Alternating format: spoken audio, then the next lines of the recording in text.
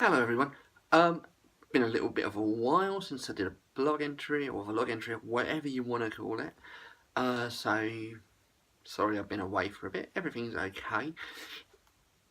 It's a little bit of a rant. So what I'm going to say right now, there is likely to be bad language in this.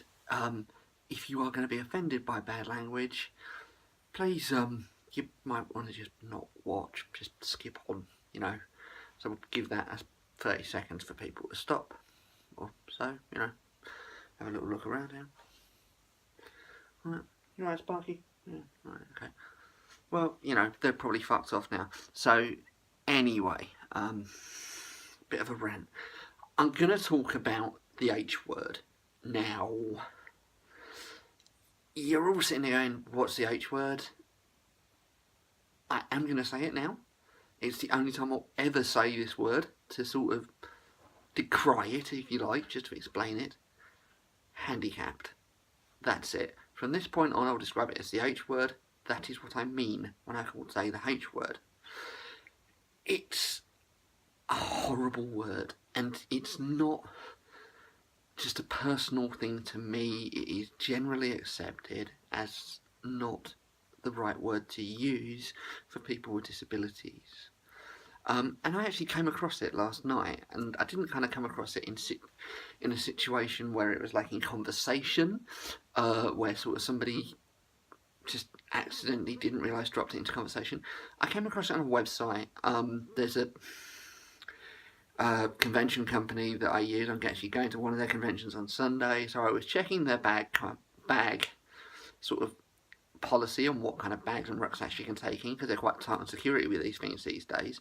And there it was, bold as brass, sort of front page of this their policy. H word accessibility details.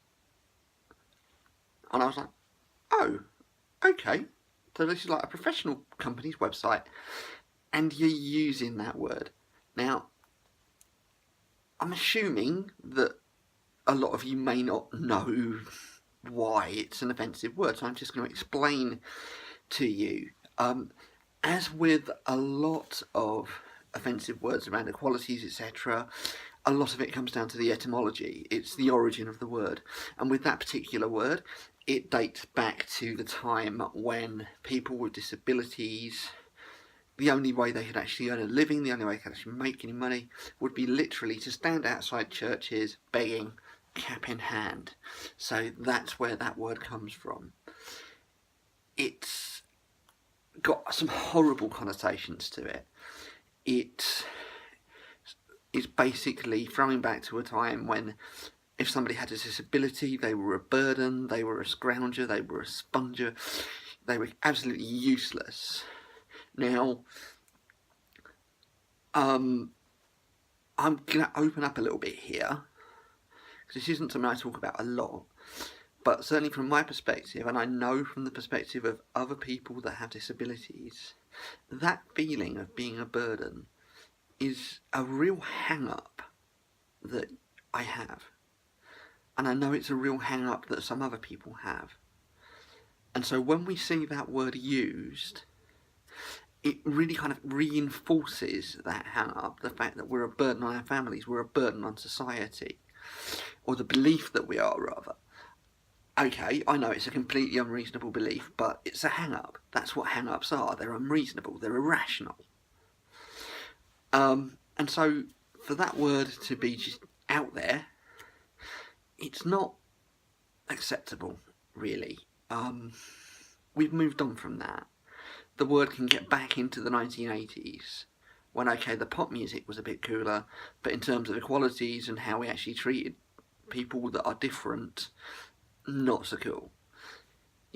So I was just a bit shocked to kind of see it there. And then my mind kind of went racing a little bit, and I was thinking, hang on a minute. Why has nobody mentioned this? So why hasn't anybody kind of said anything about it? Why haven't I seen anything about it? Because, if you think back to, say, the problem that H&M had a couple of months ago, which was around a race issue, which was very similar. There was a term of language that was used questionably, inappropriately, and there was a massive shitstorm about it, you know, and it sparked a bit of debate, but generally speaking, people were like, what the fuck? And the same kind of thing happens around gender issues. If the wrong language is used in terms of gender issues, people get into trouble. So people get into trouble when it happens with race. People get into trouble when it happens with gender. To a degree, people get into trouble when it happens with sexuality, although not to the same degree. And yet, with disability, it's just there, and nobody says a thing. And, you know, I kind of sent a few tweets about it this morning, and I think like 2 people responded, and it was like, well, okay, I've only got like 950 followers or whatever, but you gotta think that like somebody's gonna pick up on it. And so, at the risk of sort of starting my own sort of shitstorm here, it just seems really unfair that people will kick off about one area of equality, but not in relation to disability. And so, to sort of, it's almost like, to paraphrase George Orwell, it's almost like all equalities are equal, but some equalities are more equal than others. You know, we'll stand up and fight in terms of race relations, we'll stand up and fight in terms of gender equality. Disability, yeah, when we've got time, but you're kind of at the back of the queue, and it shouldn't be like that. It should never be like that. All equalities issues should have the same level of importance, the same level of precedent, you know. And, you know, I don't doubt that if a similar word, and I can think of several similar racial words that, again, are outdated, were once acceptable, were once a used term, but because of their etymology are no longer acceptable. If any website had thrown one of them out there, they'd have been hung, drawn and quartered. They'd have been kicked off the internet. You know, there'd have been public apologies coming left, right and centre. It doesn't happen with disability. And this isn't me saying disability should be more important than everything else. This is me saying it should be equal. And really, anybody that doesn't think that, feel free to come and debate it with me. You will lose, because I am right, and I am prepared to stand in my corner and argue the toss on it all day until you get really tired and pissed off and bored and go home, or just accept that I'm right. But that's just my 2 cents on it. So it's 2 problems there. It's why the hell is the word still being used these days, and why the fuck isn't there more of a shitstorm about it when it is used that way? Okay, sorry, rant over, cookie out. Have a good evening, peeps.